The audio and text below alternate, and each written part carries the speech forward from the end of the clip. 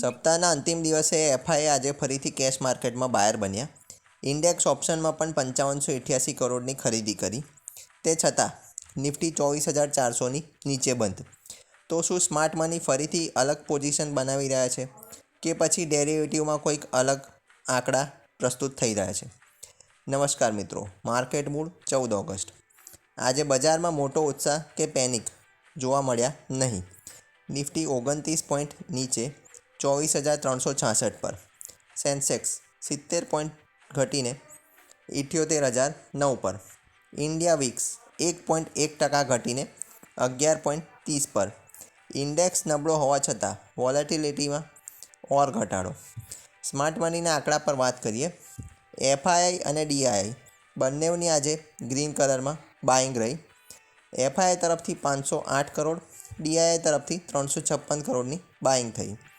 ડેરિવેટિવના આંકડા જોઈએ તો ઇન્ડેક્સ ફ્યુચરમાં 1315 કરોડનું વેચાણ, ઇન્ડેક્સ ઓપ્શનમાં 5588 કરોડની ખરીદી, સ્ટોક ઓપ્શન અને સ્ટોક ફ્યુચરમાં 532 અને 174 કરોડનું વેચાણ.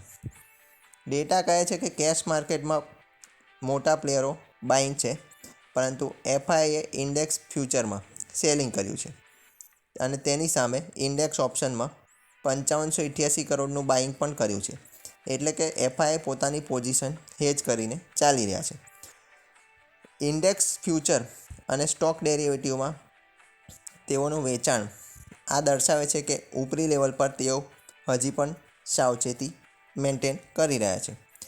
આજના ડેટામાં બુલિશ અને કોશિયસ બંને સંકેતો સાથે જોવા મળ્યા. આવા સમયે માત્ર આંકડા જોઈને આપણે ડિસિઝન નથી લેવાનું.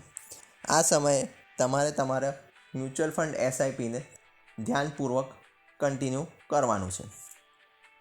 વધુ માહિતી માટે પેજ પર બન્યા રહો.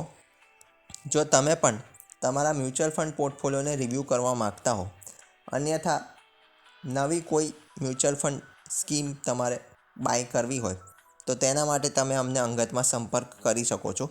ફરી મળીએ આગામી માર્કેટ મૂડમાં નવા ડેટા, નવા સંકેતો અને બજારના સાચા મૂડ સાથે. જય હિન્દ, વંદે માતરમ.